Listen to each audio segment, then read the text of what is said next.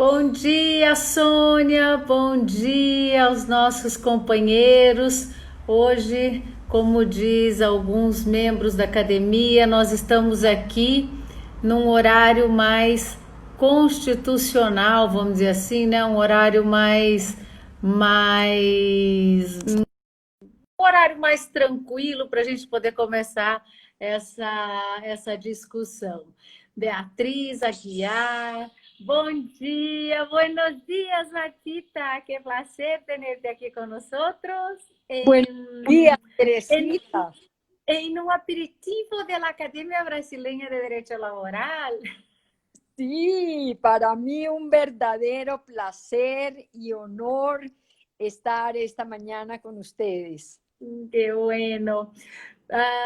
Bom, pessoal, eu vou apresentar a professora Marta. A professora Marta Monsalve, Marta Elisa Monsalve Cuellar, na verdade, muito conhecida, mais conhecida como Marta Monsalve, nossa querida professora da Universidade La Gran Colômbia, que inclusive está organizando um seminário aí internacional no próximo dia 17, né? E que eu vou ter o prazer de poder participar. E a professora Marta ela é membro da nossa Academia Brasileira, nosso membro correspondente, representando aí a nossa querida Colômbia, que eu ainda, se Deus quiser, vou conhecer, né, Márcia? Marta. Uno. E a professora Marta, ela tem um currículo acadêmico vastíssimo, inclusive a professora convidada em Castilla-La Mancha, temos também vários projetos com o professor Alberto Leve, pela Universidade de Móduna. Enfim, eu não vou aqui ficar gastando muita informação a respeito da professora, ela tem vários artigos, um simples Google no nome da professora e a gente vai poder vislumbrar o tanto de obras importantes que a professora Marta tem se dedicado. A partir de agora, até para facilitar a comunicação, vou falar no meu bom portunhol com a professora e falaremos despacito para que a gente toda pueda acompañar nuestra charla y que vamos a hablar aquí a respecto del problema del COVID-19 y los impactos de esto en Colombia. Que la situación en Colombia, más o menos en América Latina, más o menos la situación casi la misma. O sea que tenemos muchísimas dificultades, principalmente por las desigualdades, la pobreza, la informalidad. Y entonces, profesora, me gustaría muchísimo que se pudiera comentar un poco cómo está la situación en Colombia y cuáles las medidas que el gobierno ha implementado para intentar contener la crisis y los impactos del COVID en las relaciones de trabajo. Muchas gracias, Teresita, por esta invitación para participar en estas sesiones de la querida Academia Brasilera de Derecho del Trabajo y acercarme mucho más al Brasil, que considero mi segunda patria, porque tengo tantísimos amigos que han sido siempre tan deferentes conmigo y me han dado la oportunidad de participar en tantísimos eventos precisamente en Brasil. Para centrarme en el tema, debo dar las cifras al día de ayer, porque acá oficialmente se dan todos los días por parte del presidente de la República y su equipo, un equipo de gobierno asesorados con científicos, con técnicos, y esto permite comparativamente con otros países de América Latina, sin que podamos decir que es la situación óptima, que tenemos contagiados 35.120, recuperados 12.000 921 y fallecidos lamentablemente 1.087 personas. Colombia se apresuró a partir del 6 de marzo que hizo su aparición este virus a tomar todas las medidas y se decretó en Bogotá un simulacro de aislamiento antes de que a partir del 24 de marzo iniciáramos ya ese aislamiento previo al decreto 417 del 17 de marzo, mediante el cual el gobierno, haciendo uso de las facultades que le concede el artículo 215 de la Constitución Nacional y apoyado también en la declaratoria de pandemia que hizo la Organización Mundial de la Salud, decreta la emergencia económica,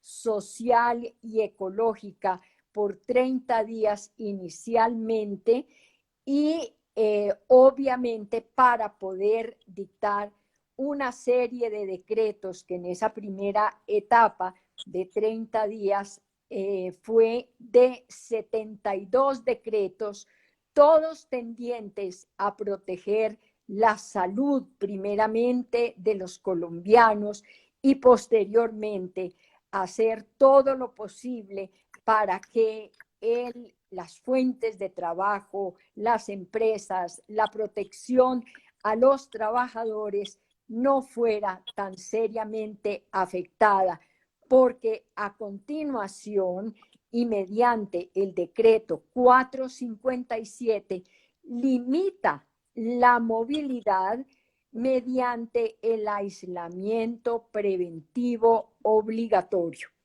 Quedan a salvo 36 actividades que se pueden realizar con una gran cantidad de medidas de bioseguridad. Este aislamiento ha ido aumentándose en el tiempo al 11 de mayo, al 31 de mayo y ahora hasta el 15 de junio, pero abriendo otras posibilidades de actividades que en este momento suman 46 y determinados grupos etarios, los menores de 6 años, los mayores de 70, los mayores de 60 con preexistencias, estamos en un aislamiento hasta el 31 de agosto.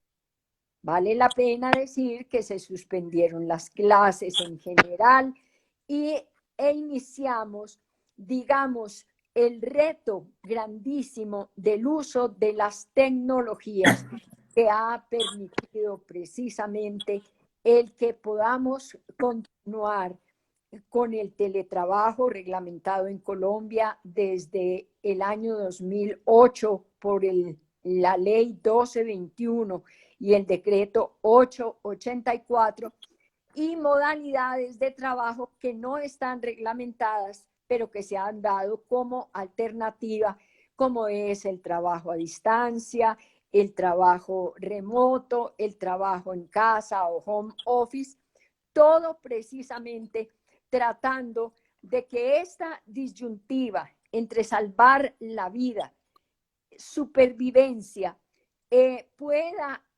también andar armónicamente con la sobreexistencia.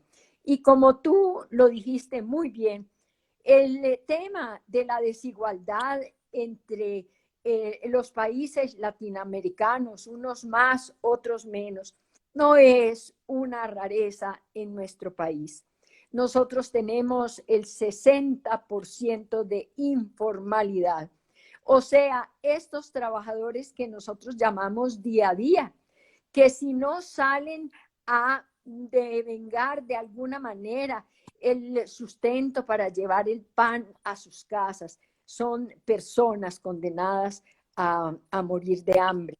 Entonces, todas las medidas que empezó a dictar el gobierno, a lo cual se acogió también el Ministerio de Trabajo, fueron tendientes a flexibilizar determinadas situaciones regladas ya en la ley, pero tratar de que fueran más flexibles, dar vacaciones colectivas, vacaciones anticipadas, algunos casos de suspensión de los contratos de trabajo ajustados a la ley, pero siempre todas estas disposiciones tratando de favorecer a los trabajadores. Debo también hacer una referencia a todas las medidas dictadas por el gobierno, acudiendo a cuánto fondo público tenemos, buscando precisamente a través de auxilios, a través de subsidios, a través, es decir, buscar paliativos. Pero la situación está muy seria con respecto al empleo y ha aumentado la desocupación al 19.6% cuando traíamos un dígito al comienzo del año en el 9,6%. Entonces, esto nos está indicando que la situación tiende a agravarse porque en este momento nosotros no hemos llegado al pico, está aumentando el contagio debido a que se han dado todas estas posibilidades de trabajar. La gente no es tan observante de las medidas de bioseguridad, hay mucha indisciplina, pero también se entiende que la gente tratando de subsistir, de conseguir algo para llevar a sus casas, se olvida de esas normas. Esto es en términos muy generales el panorama que tenemos en este momento en Colombia. Debo también insistir que nosotros tenemos muchas pymes, que son las pequeñas y medianas empresas, que en Colombia son el 96% de las empresas y ellas dan 86% de los puestos de trabajo. Por supuesto, les dieron un auxilio de la tercera parte de las nóminas, pero no es suficiente. Todo lo que se dé es insuficiente frente a los horrores de esta pandemia. Marta, yo había leído que Colombia al finales del año que se encontraba con más o menos casi 50% de trabajadores informales. En Brasil, nosotros también, bueno, teníamos por ahí alrededor de como que 60-70% de trabajadores informales, bueno, que son los subempleos y todos los más o menos que tienen la misma característica, o sea, que no son empleados o trabajadores por cuenta ajena y donde se puede tener una expectativa, una seguridad de vida, de remuneración y de todo, una seguridad financiera mucho más grande. Aquí en Brasil, el gobierno para esta gente ha puesto un beneficio que es una subvención para que puedan ellos tener como un mínimo de mantenimiento por 3 meses. Claro que nosotros sabemos que cómo va la crisis y más o menos que se puede explicar, por ejemplo, que, claro, al inicio, imagino que en Colombia más o menos lo que pasó en Brasil, la gente se quedaba aislada. Pero claro, el primero mes, bien. El segundo mes, más o menos. El tercer mes, los subsidios ya se van a acabar. Tanto las propuestas y los planes que se hicieron para los trabajadores formales como para los trabajadores informales se están acabando por este mes. Y el problema es que, ¿cómo nosotros vamos a vivir de aquí para adelante? Si no tenemos subsidios, claro, los informales que trabajan principalmente a la calle o de que dependen de su trabajo para tener alguna expectativa financiera que le pueda que le pueda comer y vivir. ¿Cómo se quedan estos? En Colombia el gobierno ha dado también subsidios para ellos, algún tipo de beneficio. Y otra cosa, Marta, que me gustaría que hablase un poco y mirar su punto de vista. Estamos nosotros con las fronteras cerradas y teníamos un movimiento muy grande de colombianos a Brasil, especialmente la gente que se queda en la frontera. Esta gente, ¿cómo tú piensas que se quedará la cuestión de la movilidad de los trabajadores por las fronteras, con fronteras cerradas?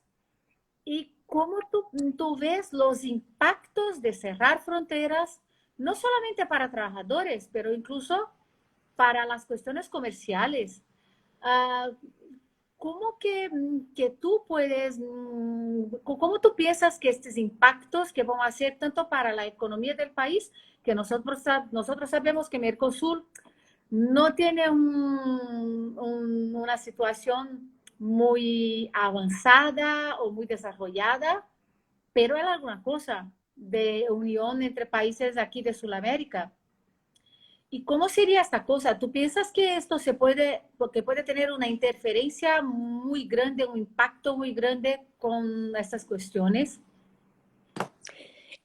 Bueno, voy a tratar de asumir todas las inquietudes que tienes tú, que son absolutamente valiosas, y empezaré por referirme a que necesariamente esta pandemia ha aumentado la informalidad, que estaba en el 50%, pero eh, apenas empiezan las empresas a presentar estas situaciones, que inclusive el ministro de Trabajo habló de que ya había 564 solicitudes de cierre de empresas que él obviamente no había tramitado, tratando de ver la forma de ayudarles.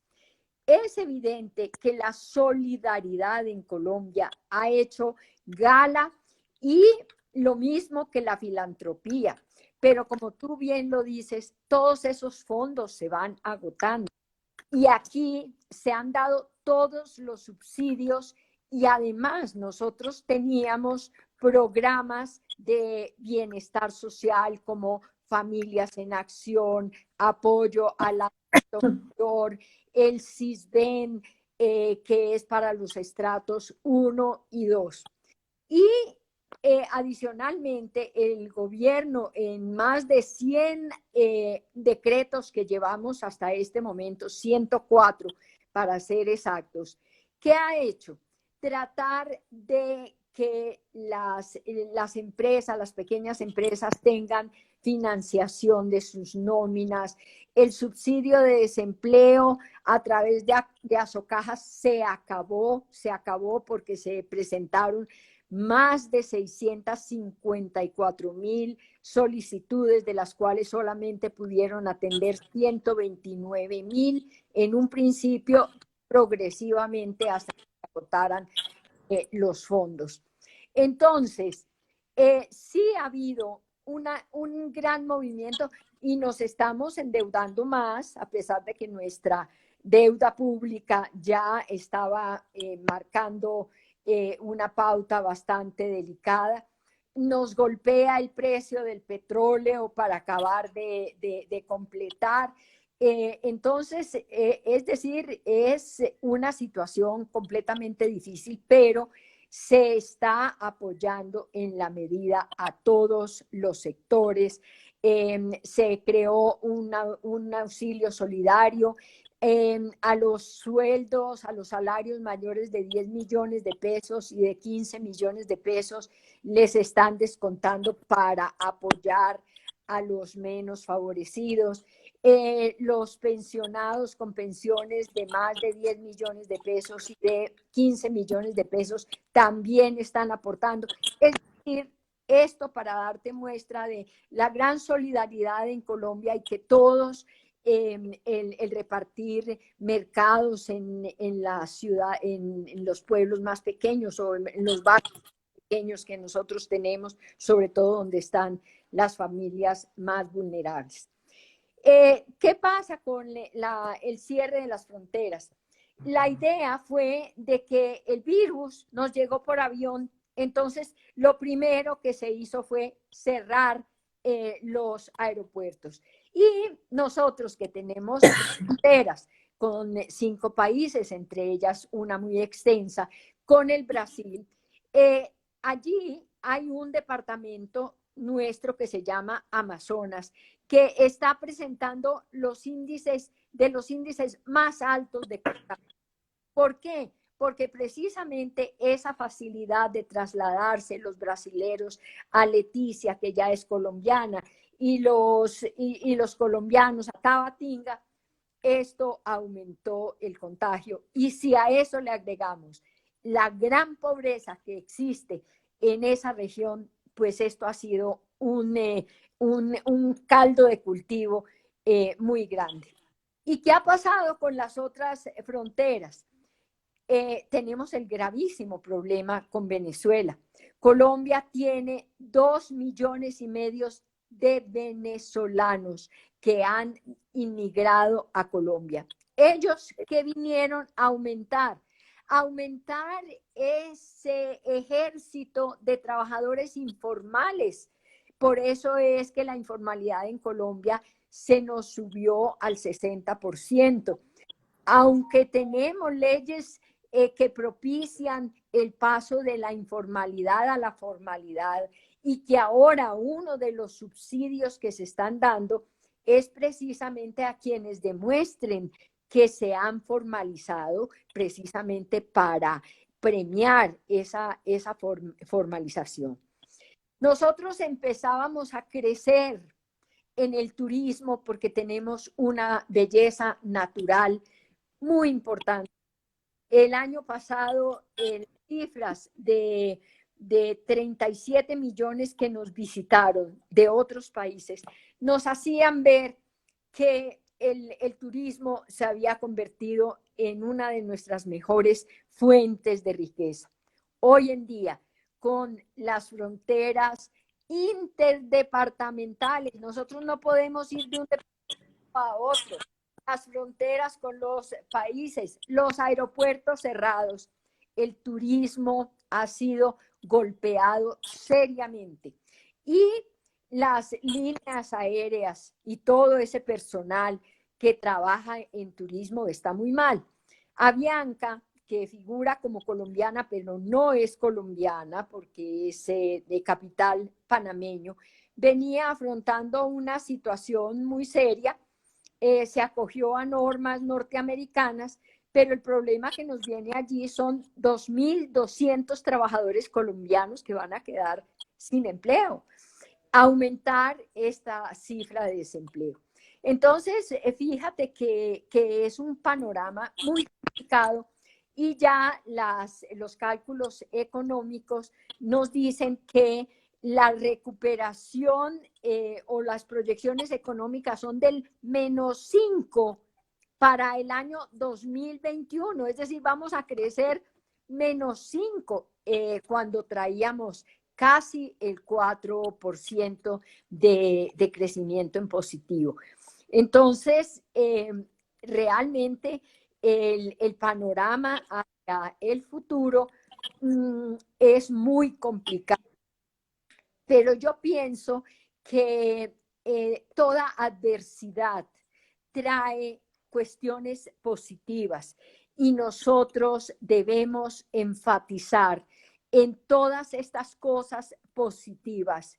Y la primera que hay que destacar es el gran desarrollo de la tecnología. Nosotros pensábamos cuando llegó la revolución 4.0 hace 4 años, el boom, Pues que sí, que íbamos a irnos adaptando paulatinamente a ese gran reto. Pues no, en el término de 2 semanas tuvimos que ingeniarnos de todas las maneras para tener toda la conectividad del mundo para que se pudieran seguir estudiando a través de la virtualidad. Eso es algo importante. Y los economistas dicen que uno de los sectores en los cuales nos debemos apoyar para recuperarnos un poco en la economía es precisamente todo lo que tenga que ver con la informática y las telecomunicaciones. Otra cosa muy positiva, y aquí en Colombia se debió a un subsidio a los agricultores, fue precisamente que nosotros no hemos tenido desabastecimiento. Los alimentos nos han llegado y hubo el desarrollo más impresionante del mundo entero de los domiciliarios. A nosotros todo, absolutamente todo nos lo traen a domicilio y ya nos hacen las citas médicas virtuales y ya si necesitamos servicios de laboratorio, pueden venir a nuestras casas a tomarnos las muestras. Entonces, toda adversidad sencillamente nos obliga a innovar, a crear, a reinventar lo que se tiene para poder precisamente sobrevivir, porque tenemos la pandemia y tenemos también la supervivencia. Lo que ha sido precisamente el reto para el sector de la salud.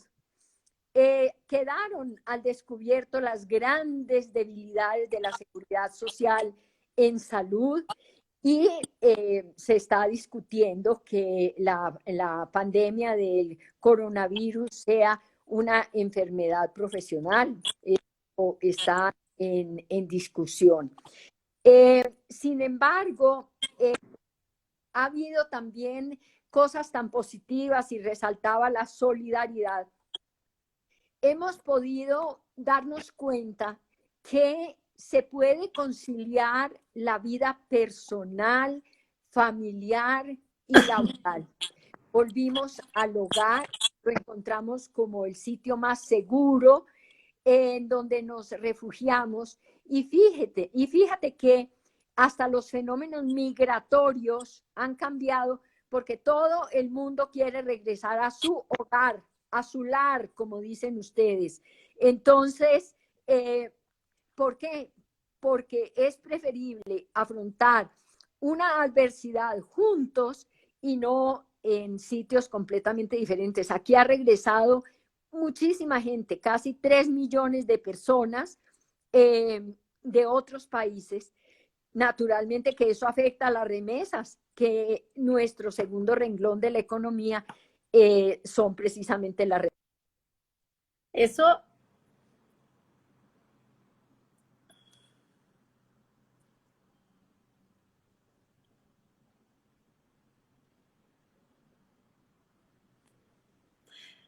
Bien hacer es que se ha cortado un poco, Marta, desempleados. es que se ha cortado un poco, Marta, pero siguiendo por esta línea de la gente que quiere volver a sus casas, a sus lares, a su hogar, ¿esto no te parece que así como la pandemia ha tornado visible los problemas estructurales, económicos de seguridad social que nosotros tenemos muchísimos en América? Sí. Pero es que volver a la casa, que parece que también es una señal de que las cuestiones migratorias de los países no están resueltas. Porque el año pasado incluso estuvimos en una mesa en Valencia hablando sobre migración.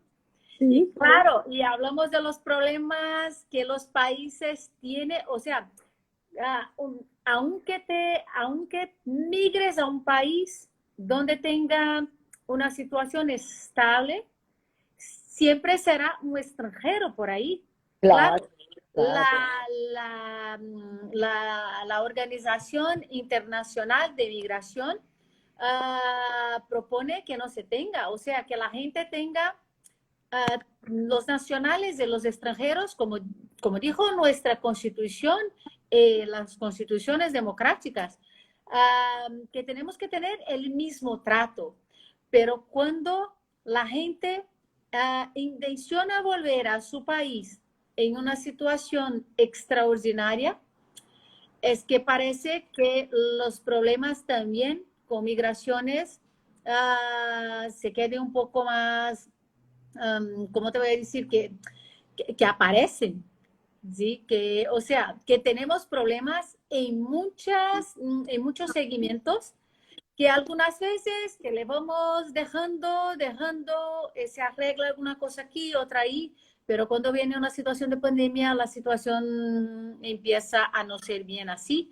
Y por eso empezamos a tener muchos movimientos y muchos problemas con la xenofobia, que esto que parece un poco complicado, con chinos, en la frontera con Venezuela, con los colombianos, aquí en Brasil así, imagino que más o menos en todos los sitios, con la frontera con Uruguay también, que tuvimos algunas cuestiones que viene, que por ejemplo la gente no quiere que los brasileños contaminados que pasen a su territorio. Entonces, claro, eso que es una situación que me parece que es una señal de que las cosas no están muy bien resueltas.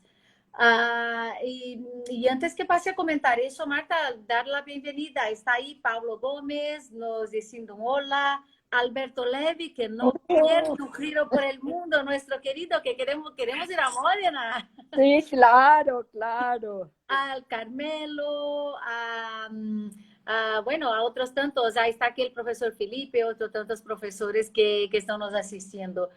Pero una cosa que quería también escuchar un poco de ti, ¿qué te parece que es una discusión? Mm, claro, ya teníamos esa discusión, como tú estabas diciendo, y vamos poco a poco con las cuestiones del impacto de la tecnología en las relaciones laborales, el desarrollo de la economía y todo. Y, y claro, CEPAL tiene una proyección que en América Latina la pobreza que va a crecer en 34.7%. Esto es un número estratosférico, Marta, es una cosa complicadísima, porque claro, que cuando se crece la pobreza, eso quiere decir que la gente no tiene trabajo, que la gente no tiene cómo vivir, y la gente está muy vulnerable. O sea, ya teníamos situación de vulnerabilidad, de precarización, y viene la pandemia y esto todo se acentúa más. Y entonces la CEPAL y otros organismos también ya proponían, y ahora específicamente CEPAL está proponiendo por el aumento, por la expectativa del aumento del número de la pobreza, la discusión de nuevo sobre la renta básica universal. ¿Qué te parece, Marta, esta cuestión de la renta básica universal? Que, claro, hay puntos muy positivos claro, la situación de la gente que no tiene otra manera de sobrevivir. Entonces, claro, que ya hay que tener algún tipo de oportunidad. Y he leído algunas cuestiones, principalmente de profesores ingleses y americanos de la economía, que están diciendo, bien, la renta básica universal es una cosa muy interesante, pero no se puede proponer solamente la renta básica, hay que proponer cualificación y oportunidades para que esta gente pueda entrar en el mercado laboral y empezar a producir y desarrollar económicamente y socialmente en una sociedad. Es que no sé qué te parece todo eso, cómo plantear este tema en América Latina, porque como tú has dicho, Colombia está gastando lo que no tiene, Brasil también y otros países también. ¿Cómo podríamos proponer una renta básica universal con eso? Ya registrando aquí también la presencia de Marcos, que siempre también está con nosotros. Bueno, aprovecho para saludar a todos esos queridos amigos que nos están siguiendo, enviarles un fuerte abrazo. Mira, Teresita, a mí todo lo que sea protección me parece muy interesante, pero entre crear protección como una falsa expectativa a que realmente se haga efectiva, es una distancia supremamente muy grande. Si una cosa ha quedado al descubierto en esta pandemia, son las debilidades de nuestro sistema de protección social, de seguridad social, especialmente en salud. Si no fuera por esos médicos y por esos cuerpos de salud que se han jugado la vida para tenernos hoy vivos y con salud, que no tenemos cómo darle las gracias. Es decir, las muertes, especialmente en Latinoamérica, hubieran sido incontables. Esta renta básica me parece estupenda, pero ¿dónde está el fondo? ¿De dónde vamos a sacar el dinero? El dinero. Dime de dónde va a salir y yo inmediatamente voto con 10 manos. Pero mientras el dinero no esté y no me digan de dónde va a salir esta renta básica universal, es crearle a la gente una falsa expectativa y le va a pasar lo de la lechera, lo de la fábula de la lechera. Eso no es justo.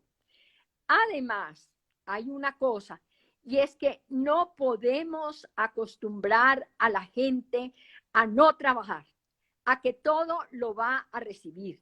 La única fuente de riqueza es el trabajo, la productividad. Y entre eso, de la mano, empleadores y trabajadores deben construir riqueza. Es la única forma de luchar contra la inequidad. Y si algo nos está quedando de positivo de esta pandemia, es entender que capital y trabajo tienen que ir de la mano, ser altamente productivos y el bienestar tiene que ser para todos. Esta pandemia no hizo distinciones, no fue más fuerte ni más peligrosa para unos y para otros. Naturalmente que unos hemos podido afrontarla de una manera mejor que otros, pero nos trató a todos por igual porque todos estamos en peligro de muerte. Entonces, tenemos que salir adelante juntos con el trabajo, generando riqueza, siendo especialmente creativos y volver los ojos a formas de trabajo que son altamente rentables, como son el emprendimiento, mientras las empresas se pueden volver a restablecer. La economía solidaria que ha sido mirada con tanta indiferencia y es una fuente de riqueza. Y el trabajo autónomo, que inclusive en Colombia los trabajadores independientes autónomos pueden cotizar a la seguridad social. Ahora, no nos olvidemos, al plantear esta renta básica universal, que la seguridad social está sufriendo muchísimo con el desempleo, con la pérdida de los empleos, porque está perdiendo aportes de los trabajadores y aportes de las empresas que se están cerrando. Entonces, vamos a tener que pensar en un sistema de protección social, porque eso sí que es importante, la protección social para todos. Y ya tenemos el instrumento de la OIT precisamente sobre una protección social universal. Allí nos tenemos que apoyar muchísimo. Ya la OIT, que nos decía que íbamos a perder 600,000 puestos de trabajo con la revolución tecnológica, hoy habla de la pérdida de 175 millones de puestos de trabajo en el mundo. Y en un estudio que le leí a Susan Heiter, que es una de las principales asesoras de la OIT, decía que solamente en los países en donde los trabajadores tienen altos ingresos, el 27% puede seguir trabajando por teletrabajo. Este teletrabajo va a ser una de las formas que vino para quedarse. ¿Por qué? Porque presenta muchas posibilidades de una gran economía, de naturalmente cuidado del medio ambiente, armonizar, como lo dije antes, la vida personal, familiar y laboral, vigilar, porque estoy escuchando también de las medidas que está sacando el Ministerio de Educación, que mucha parte de la formación va a quedar virtual, va a haber presencial, sí, a partir de agosto, pero también va a quedar virtual porque también resulta un poco más económica. Entonces, ¿qué queremos significar? Que el mundo cambió antes y después del COVID-19 y que tenemos que adaptarnos a todos estos cambios y naturalmente tendremos que hacer regulaciones de todas esas formas nuevas de trabajo. Ojo, pero tenemos que preguntar, ¿garantistas o flexibles? Recordemos que parte de la huida del derecho del trabajo fue por el demasiado garantismo, que no resultó apropiado cuando las economías del mundo cambiaron considerablemente y tuvimos competencia tan desleal en los países orientales como la China, que acabó con nuestra producción en nuestros países. Yo creo que Brasil también sufrió las consecuencias terribles. Para nosotros fue el acabose de la industria textil y de otra serie de industrias. Entonces tengamos mucho cuidado. Y tú, que estás en el sector de la administración de justicia, sí que veo un reto muy grande para la administración de justicia, porque el índice de conflictividad va a ser tan supremamente alto que ustedes no van a alcanzar a fallar toda esa conflictividad y vamos a tener que acudir a la autocomposición, al consenso, al diálogo social que tanto impulsa la Organización Internacional del Trabajo para solucionar esa cantidad de problemas y que la gente tenga resueltas sus inquietudes, las vulneraciones a sus derechos de una manera mucho más pronta. Ese es el panorama que yo veo. Y además, impulsar el sector de la agricultura y productos alimentarios. En América Latina, especialmente, tenemos las posibilidades de grandes despensas porque tenemos unos territorios donde tú lanzas una semilla y al día siguiente pasas y está el cultivo dando ya frutos. Entonces, no desperdiciemos esa posibilidad. En los empleos verdes, me parece que hemos impulsado tan poco y allí está una gran parte de la recuperación de la economía. Decía la informática y las telecomunicaciones y básicamente todo lo que tenga que ver con el sector de la construcción. Ese también es un sector que hay que impulsar, no en sí por la construcción, sino por todas las actividades alrededor de la construcción y que ocupa una gran cantidad de gente que puede sacar de la informalidad. Todo lo relacionado con la administración pública, que ante todo este movimiento que han tenido los fondos públicos, que ha tenido que atender la administración pública en esta emergencia, van a ser actividades también de mucho cuidado. Ese es el futuro que yo veo para que nos podamos recuperar, para que nos podamos recuperar. Sí, Marta, yo estoy de acuerdo y además que tuvimos una live con el secretario de la innovación del agronegocio brasileño y claro, y el sector que es el sector que vamos a decir así más cercano para recuperar la economía, que será la agropecuaria en general. Además que como tú mismo has dicho muy bien, es que tenemos toda la condición de tener productividad. Además que Colombia y Brasil son dos países, por ejemplo, que no quedaron con crisis alimentaria en este periodo que estamos viviendo. Claro, nosotros no tuvimos problema de faltar las cosas en los supermercados. No tuvimos problemas que asistimos en otros países en que la gente peleaba por productos porque los productos les iba a faltar, haciendo estoques de cosas que, claro, que tenían que hacer para que no le faltase el básico en el periodo de la pandemia. Pero lo que me parece, y estoy completamente de acuerdo con lo que tú estás diciendo, es muy importante esta cuestión del empleo verde, Marta, porque aquí casi no estudiamos la cuestión de los empleos verdes.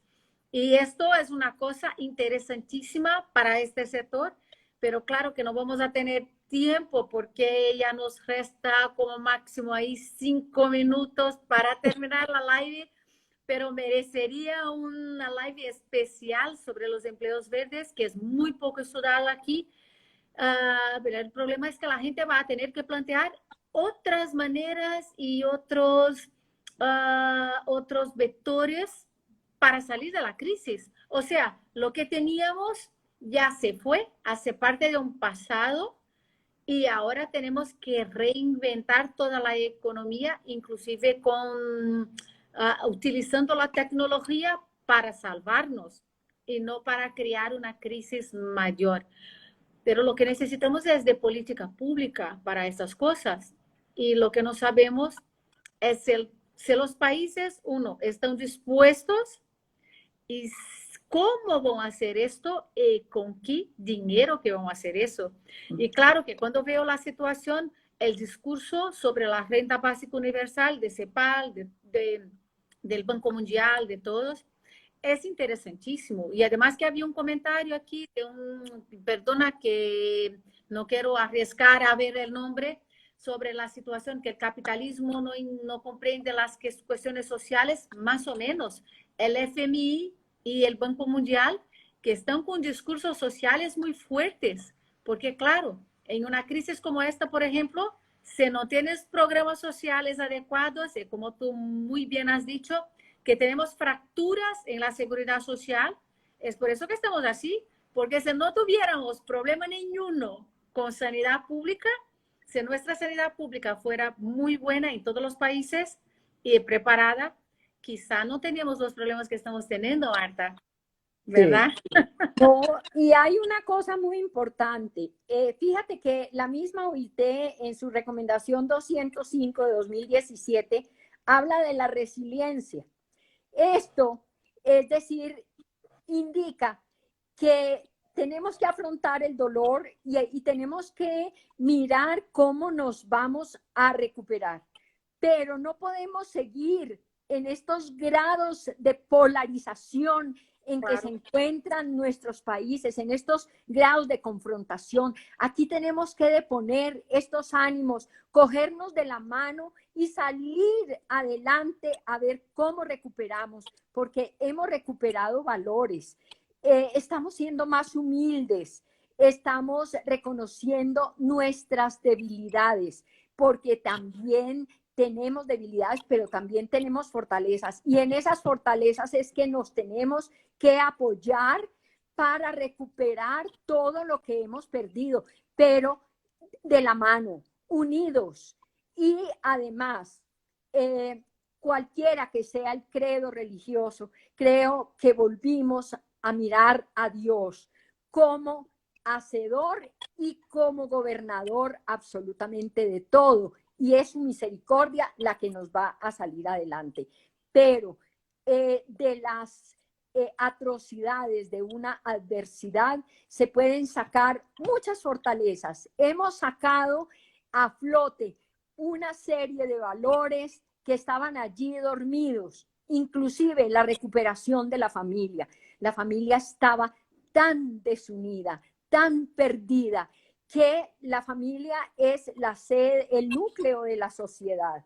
Al recuperar esta familia, vamos a salir renovados y vamos a tener más instrumentos para ganarle la partida al mundo. Y tenemos que luchar unidos para recuperar todo lo que hemos perdido con esta pandemia. De pronto hemos recibido una gran lección, una dolorosísima lección que ninguna de las crisis anteriores, partiendo inclusive de la de 1929, había tenido las consecuencias y la trascendencia de esto. Entonces, sacudámonos un poquito y saquemos las cosas positivas de esta pandemia para reconstruir y para hacer un mundo mejor, que lo merecemos y tenemos con qué. Muchísimas gracias, Marta. Esto es lo que, que nosotros esperamos. Y está aquí te saludando su vecino Jorge Honor, te enviando saludo y un beso. Tu vecino, gracias. Están cerquitas los dos. De Pará a Colombia hay un saltito nada más. Sí, pequeñito, pequeñito. Marta, cariño, muchísimas gracias en nombre de la academia. Espero verte pronto y cuando que termine todo eso, hacer un evento, una charla en persona en la isla. ¿Cómo se llama la isla que me va a llevar en Colombia? Que me ha prometido? San Andrés. San Andrés. Sí, es esto que quiero ir. Quiero ir a la playa. Divina. Y sí. Bueno, una playa, una cerveza, morritos. ¡Ay, qué sí. Estoy muy agradecida, Teresita, por esta oportunidad de conversar con ustedes. Ha sido una charla absolutamente deliciosa. Las reflexiones que tú has hecho son absolutamente válidas y me dejan también muchos motivos para seguir pensando y analizando el futuro. Muchísimas gracias, Marta. Y bueno, la academia es suya también. Un beso muy fuerte, un final de semana bellísimo y que podemos salir pronto de esto para encontrarnos de nuevo. Tenemos muchas gracias. Un besito. Un besito para y ti y para todos mis queridos amigos brasileros que tanto quiero. Muchísimas gracias, Marta. Un beso fuerte. Adiós. Adiós, adiós. Hasta pronto. Gracias. Hasta pronto.